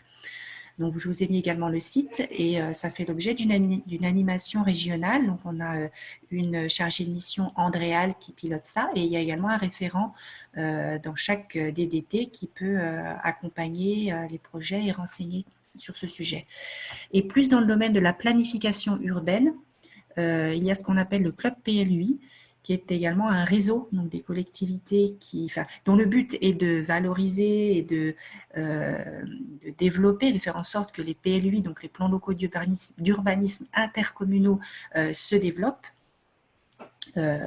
au-delà des simples plans locaux d'urbanisme, donc pour travailler à une échelle intercommunale et avoir une vision de territoire un petit peu plus large, ce qui permet de faire davantage de choses et d'être plus cohérent, et notamment par rapport à un objectif de transition écologique, notamment d'être cohérent aussi avec d'autres outils comme le PCAET. Et donc, il existe également un site national sur lequel vous pouvez retrouver un certain nombre de ressources. Et en région, nous animons au niveau de la DREAL ce club en organisant un voire deux événements sur différents sujets. Et je vous ai mis également le lien sur le site de la DREAL sur lequel vous pouvez retrouver les sujets qui ont été traités ces dernières années. Et pour info, actuellement, nous réfléchissons à comment aider les collectivités sur la thématique de la transition écologique, plus particulièrement en lien donc avec leur planification urbaine. Le troisième réseau, juste le site, et je laisserai la parole après à Franck qui va le développer, c'est le réseau d'observation de la consommation d'espace en région. Donc là, je n'en dis pas plus. Et je termine, moi, pour également rappeler l'existence au niveau national et départemental, puisque c'est quand même également assez récent pour ceux qui ne connaîtraient pas encore, de l'ANCT, l'Agence nationale de la cohésion des territoires, qui a son délégué territorial en département, qui est le préfet de département, avec la plupart du temps un délégué adjoint qui est le DDT, et qui a pour but de répondre aux besoins des territoires pour aider à la réalisation concrète des projets, et notamment tous les projets de revitalisation ou d'autres projets d'aménagement qui contribuent quelque part aux ZAN. Et du coup, le préfet fait en sorte de mobiliser les compétences, notamment en ingénierie, qui peuvent exister au niveau départemental auprès des différentes structures, le CEREMA, les agences d'urbanisme, les CAE, etc., pour répondre aux besoins des collectivités. Voilà. Et je te laisse la parole, Franck. Merci. Je pense que je vais aller très vite parce que je sais que l'heure tourne. Du coup, je vais vraiment aller au plus vite. Voilà, Muriel vous a balayé un panorama assez large de ce qui existe et ce qui est en cours. Et beaucoup de choses donc sont en travail. Moi, je fais simplement un zoom. Alors, je vous rassure, il n'y a qu'une diapo. J'ai vraiment essayé de synthétiser sur ce réseau porté par l'État et la région. Donc, ce réseau d'observation de la consommation des espaces en région qui existe depuis maintenant plus de 3 ans, qui a vraiment très rapidement, on va dire, rencontrer son public autour des questions d'occupation de l'espace, que ce soit sur l'occupation du sol. Assez rapidement a émergé le projet de ce qu'on appelle un MOS, un mode d'occupation du sol, qui est en cours d'élaboration par l'IGN, l'Institut géographique national, et dont le lancement est prévu à début 2022. Donc sachez, pour celles et ceux d'entre vous qui n'êtes pas dans le détail de ces travaux, que ça avance très bien, qu'on est vraiment une région, l'IGN nous le dit, hein, c'est pas moi qui le dis, une région très mobilisée, avec l'appui d'IDEO BFC, donc territoire numérique BFC pour ce qui est de l'animation et le lien avec l'IGN, et qu'on est vraiment en bonne voie pour disposer d'un outil, donc un mode d'occupation du sol, dont l'objet sera d'avoir une connaissance très fine de l'occupation de l'espace, puisque tant qu'à faire, pour travailler une trajectoire notamment de ZAN, mais pas seulement, il faut savoir de quoi on parle. Et un certain nombre de chiffres, Camembert et autres, nous ont été présentés précédemment par David. On avait réalisé nous aussi des travaux avec l'INSEE. Donc à chaque fois sur des bases, on peut le dire, pas insatisfaisante parce que avec des lunettes un peu trop larges, enfin voilà, ce MOS, le gros avantage, c'est qu'on aura un outil d'une finesse incomparable et qui nous servira à tous, État, région, mais aussi collectivités, mais aussi Alter, Opter, enfin tous les acteurs, pour connaître au mieux l'usage en fait du sol en région. Je passe rapidement donc sur ce réseau qui a vraiment multiples entrées thématiques, et j'arrive sur la création d'un GT, d'un groupe de travail dédié sur le ZAN l'été dernier, donc c'est tout récent. En cohérence avec ce qui avait été validé en fait dans le séminaire de janvier dernier qu'on a organisé et auquel plus d'une cinquantaine d'acteurs divers et variés participaient, des DDT, des agences d'urbanisme, l'établissement public foncier, des représentants de collectivités, etc. Et donc ce groupe de travail, vous le lisez comme moi, son objectif c'est contribuer à la bonne compréhension des éléments du SRADET qu'on vient d'évoquer et faire des propositions pour sa bonne mise en œuvre. Il ne suffit pas de dire il faut qu'on atteigne le ZAN à 2050 et diminuer par 2 à 2035. Comment on fait concrètement pour suivre cet objectif, mesurer les objectifs, les règles? Et deuxième objectif de ce groupe de travail, s'inscrire dans un paysage qui commence à être de plus en plus encombré, et c'est tant mieux, entre le national et le niveau local, dont Aline va nous donner un exemple avec ce qui a été fait à l'agence d'urbanisme du Grand Besançon, pour être un relais utile entre le national, ce qui se fait des groupes de travaux au niveau national, pour diffuser, mais aussi pour capitaliser les expériences intéressantes qui ont lieu en région, comme celle qui va nous être présentée dans la foulée. Donc on a déjà eu 2 réunions de ce groupe de travail. Et voilà, n'hésitez pas à nous rejoindre. Je vous ai mis le lien en bas de la petite diapo là, je le remettrai en chat, comme ça vous pourrez facilement aller y faire un tour. Tous les documents sont en accès libre, en open data sur donc la plateforme d'IDEO, pas besoin de vous créer un compte nécessairement, vous y accédez tout à fait librement, vous aurez les comptes rendus, vous aurez un certain nombre de ressources déjà et qui ne cessent de s'enrichir sur le sujet du ZAN. Voilà, et donc prochain GT, début 2021. Pas de date encore calée, mais si ça vous intéresse, voilà, n'hésitez pas à m'écrire directement, vous aurez mes coordonnées, ou bien à Muriel. Et voilà, j'en arrête là parce qu'on a largement dépassé l'heure. À toi, David. Oui, merci Franck, merci Muriel. Effectivement, nous avons un peu dépassé les horaires, hein, à peu près 20 minutes de retard. Est-ce qu'on peut prendre quand même 5 minutes pour d'éventuelles questions? Est-ce qu'il y a des questions? Est-ce que quelqu'un souhaite lever la main et intervenir avant qu'on passe à la présentation suivante? Je ne vois rien dans le chat, donc déjà pas de questions écrites. Et je ne vois pas de main se lever. Soit on a assommé tout le monde, soit c'était vraiment passionnant. Alors on va dire, on va prendre la deuxième, hein, ça nous rassure. Il y a une évaluation tout à l'heure, hein, on verra. Écoutez, je ne vois pas de questions. Compte tenu du temps qui s'écoule, je vous propose de passer à la suite. Je vais laisser la parole donc à Aline Thomas de l'ODAB, qui va effectivement faire son retour d'expérience ou un retour d'expérience de l'ODAB en matière de traitement de cet objectif de ZAN à l'échelle de son territoire. Aline, je Tout à fait. Alors, est-ce que vous m'entendez déjà? Est-ce que vous m'entendez? Très bien, ça marche? très bien. Ok, super. Alors, du coup, je passe au partage d'écran. Pour que Aline puisse partager son écran. Ok, c'est bon. Alors, est-ce que vous visualisez? Oui, Aline. Alors, tac. Je vois ton écran. Donc, je vais juste essayer de le mettre en pleine page. Voilà. Donc là, normalement, vous le voyez en pleine page. Ça devrait être bon. Super. Donc effectivement, je vais clore cette séance par la présentation du coup des travaux réalisés à l'agence cette année.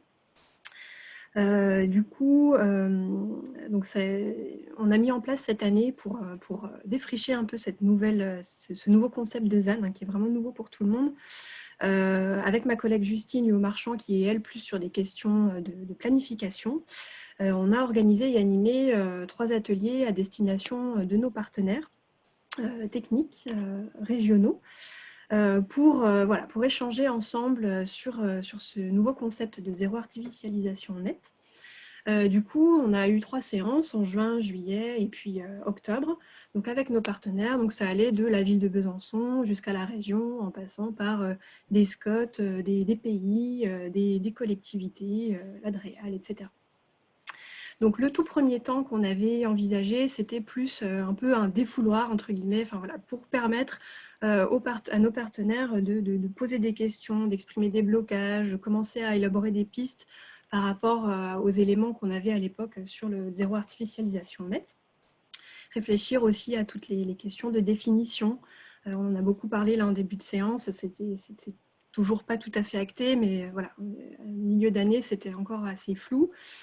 La deuxième séance de juillet a permis d'aller approfondir un peu certaines thématiques, notamment la question de à quel périmètre est-ce qu'on applique le ZAN, comment est-ce qu'on compense exactement, quelles sont exactement ces modalités d'application. Et puis, quelle forme urbaine développer, hein, ça a aussi été un petit peu évoqué en début de séance. Voilà, et puis à la fin de notre cycle, le 3e atelier, au mois d'octobre, c'était plus pour essayer là d'aller un peu dans le vif du sujet et commencer un peu à appréhender l'application du ZAN avec un exemple fictif, mais un petit peu plus concret que je vais vous présenter par la suite. Donc là, l'idée de ce cycle, c'était de se créer un langage commun entre partenaires du territoire, une vision commune et voilà, s'accorder sur ces questions. Donc pour faire simple, je vais rebalayer ce qui est sorti plus précisément de chaque atelier. Dans un premier temps, le premier temps un peu de défouloir, comme je disais tout à l'heure, là ce qui est ressorti, c'était une vision partagée vraiment par les participants de se dire ok, le ZAN, c'est un objectif chiffré, mais l'idée, c'est bien de dépasser cet objectif un peu comptable, mathématique, pour tendre vers des aménagements qualitatifs, que ce soit sur les espaces bâtis ou les espaces non bâtis. Et puis aussi, tout le monde était bien d'accord de se dire qu'il faudrait vraiment une cohérence, une vision partagée au sein du périmètre de réflexion, donc typiquement le SCOT. Et puis que pour atteindre cet objectif, il y avait vraiment une nécessité de coopération entre les différents acteurs de la fabrique du territoire, que ce soit nous, les techniciens en accompagnement des projets, les élus en portage vraiment plus de l'ambition, ou même les acteurs plus opérationnels dans vraiment la fabrique concrète du territoire. Beaucoup de questions sont ressorties de ces séances d'échange avec, je le disais, des besoins de clarification sur les définitions, la différence entre artificialisation, imperméabilisation, quelle est vraiment la nuance entre les deux, quelles sont les différences, comment on va compenser, comment sera prise en compte la qualité des sols, notamment dans les options de compensation, pourquoi est-ce qu'on va orienter nos choix d'aménagement plus vers tel ou type de terrain. Est-ce que les compensations du ZAN se cumuleront aux compensations qui sont déjà exigées dans d'autres domaines, dans le domaine environnemental par exemple? À quelles échelles? Et puis, il y a eu aussi pas mal d'appréhensions qui sont ressorties par rapport à ce nouvel objectif, de se dire un territoire qui n'a pas beaucoup de gisements fonciers pour faire son renouvellement urbain, mais qui a quand même des grands objectifs de développement, enfin des nécessités de développement, est-ce que ça ne va pas être un frein pour son développement? Et inversement, un territoire qui n'a pas forcément beaucoup de besoins de développement, mais qui a beaucoup de gisements, comment faire l'équilibre au sein du périmètre de réflexion. Et bref, tout ça, ça donnait vraiment l'idée qu'il y a vraiment un besoin d'une stratégie de développement générale à l'échelle du territoire et un recensement fin du mode d'occupation des sols, du degré d'imperméabilisation, du nombre de friches, de leur caractérisation, etc. Donc voilà pour cette première séance plutôt de défrichement. Dans un deuxième temps, on est venu aborder un peu plus précisément certaines questions, notamment en se basant sur la fameuse séquence ERC, donc qui a déjà été bien expliquée par mes collègues précédemment. Donc je vais pas revenir sur cette définition-là, mais plutôt l'utiliser comme une structure pour vous parler aussi des formes urbaines dont on a parlé, à développer pendant ces ateliers-là, avec notamment, quand on est à l'étape de réduire, il y a beaucoup d'outils, il y a beaucoup de possibilités de formes urbaines à développer pour mobiliser les gisements fonciers.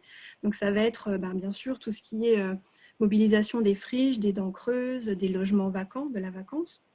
Ça va aussi être utiliser l'outil de redécoupage parcellaire, la division parcellaire, donc pour venir dans l'interstice rajouter un petit peu, densifier le tissu. Il y a aussi la possibilité de surélever les bâtiments si leur structure bien sûr le permettent. On peut aussi démolir et reconstruire à un même endroit. Et puis après sur les questions de l'intervention sur les bâtiments eux-mêmes, c'est toutes les possibilités de rénovation. Donc par exemple en retravaillant sur l'enveloppe des bâtiments, non seulement on peut améliorer le côté acoustique et puis thermique des bâtiments, mais aussi on peut leur ajouter un peu de surface en ajoutant des balcons, des jardins d'hiver, voilà, ce genre d'éléments qui agrandissent un peu les logements. Et puis il y a aussi toutes les options de reconversion de bâtiments. patrimoniaux, par exemple, mais pas que. Donc, par exemple, voilà, un ancien presbytère qui va se transformer en plusieurs logements ou bien qui va se transformer en une crèche avec aussi une bibliothèque, etc. etc. Et puis, donc la troisième étape, compenser, donc, qui suppose qu'on a construit en extension. Donc là, si vraiment il y a des besoins de construire en extension, on s'est dit que les formes urbaines à développer les plus pertinentes seraient vraiment de rester dans le groupé, quelque chose de très compact, mais qui permettent quand même les espaces de respiration et les espaces privatifs extérieurs pour les habitants. Et donc, la solution de la maison en bande, finalement, était un plutôt bon compromis pour à la fois gérer les problématiques de respect de la maîtrise de la consommation de l'espace, mais aussi permettre d'offrir un cadre de vie intéressant, de lutter un peu contre l'îlot de chaleur et d'apporter des éléments de trame verte urbaine également.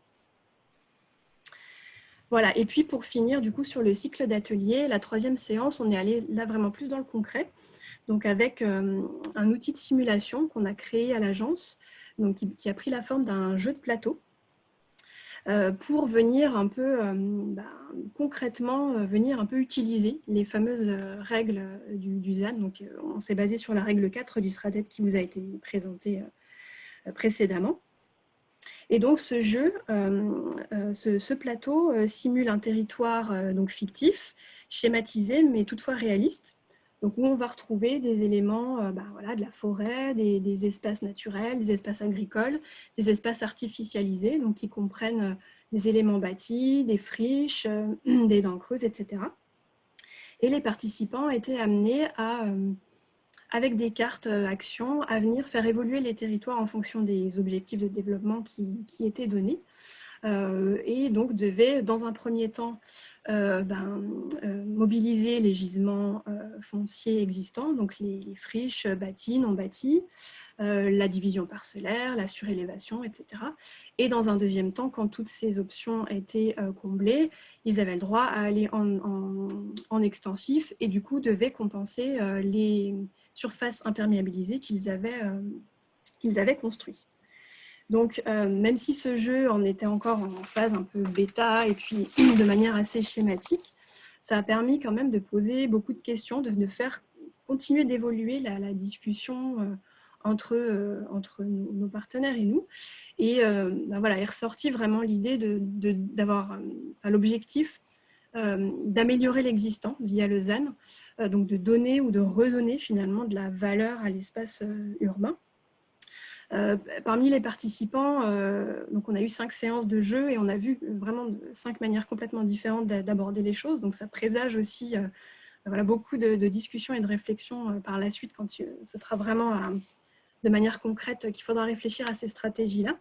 Mais du coup, dans la manière d'aborder les choses, on avait des groupes qui étaient vraiment à se dire on applique la règle, on urbanise dans les friches, et d'autres qui disaient il faut quand même garder des espaces de respiration, il faut quand même garder des parcs, etc. Donc ils prenaient le parti de ne pas mobiliser toutes les friches dans leur manière de jouer.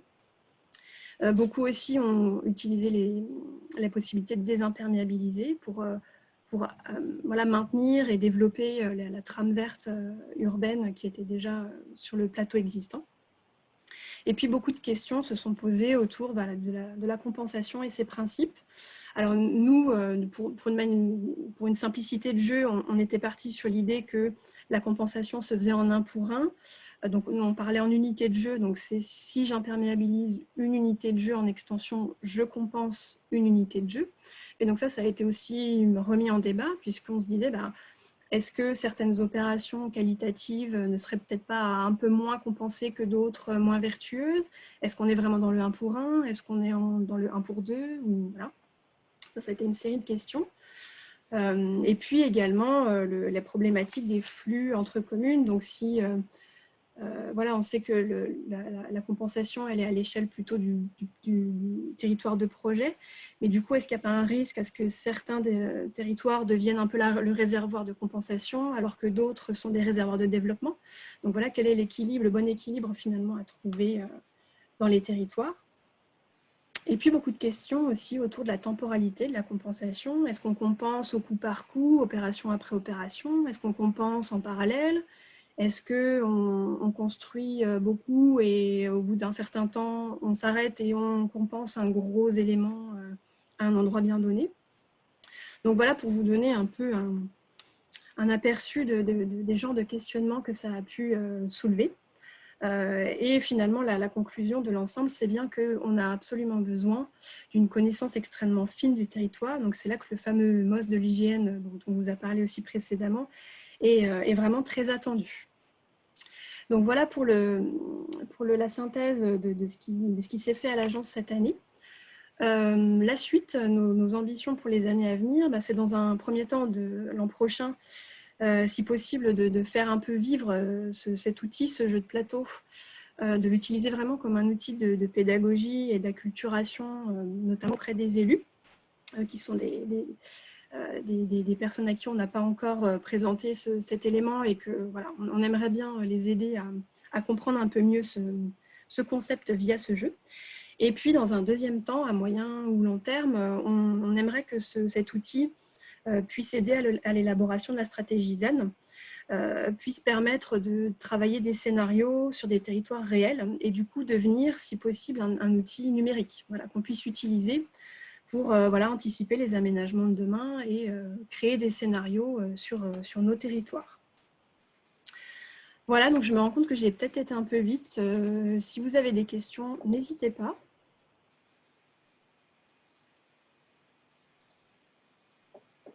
Merci Aline pour ce témoignage. Et je vous propose de passer aux questions. Est-ce que quelqu'un veut prendre la parole?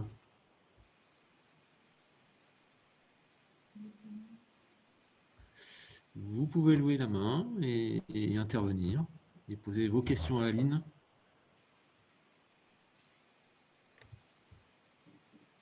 C'était clair.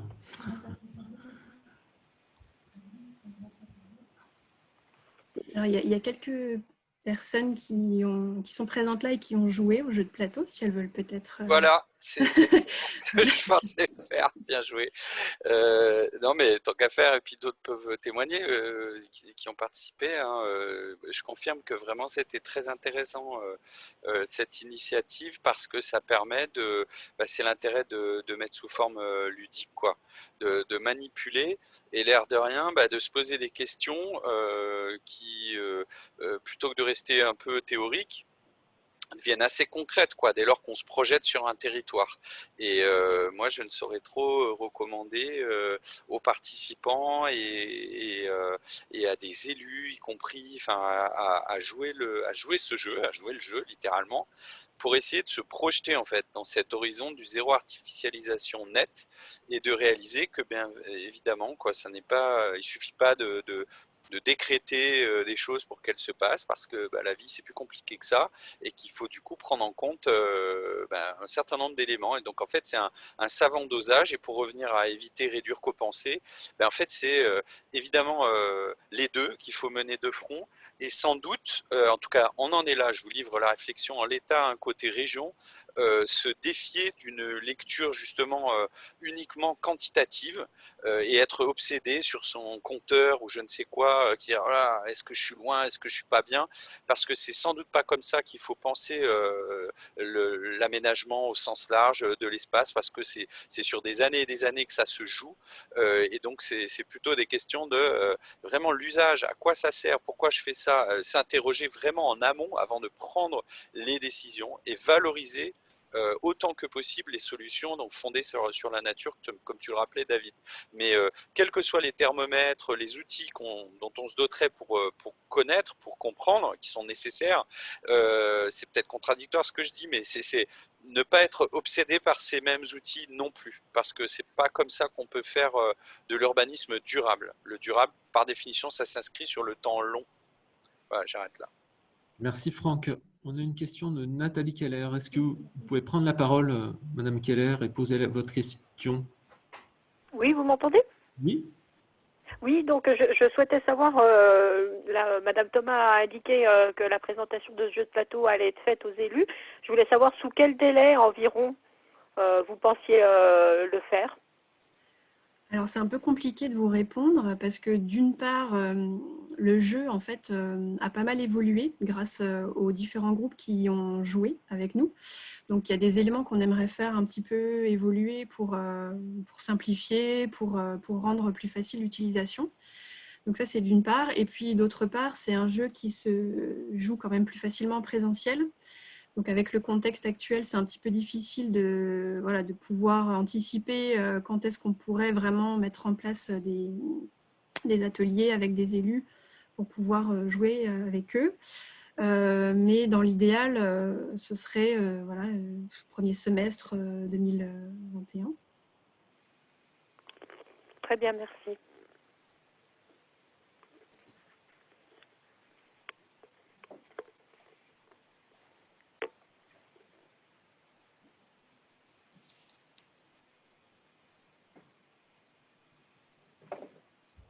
Y a-t-il d'autres questions?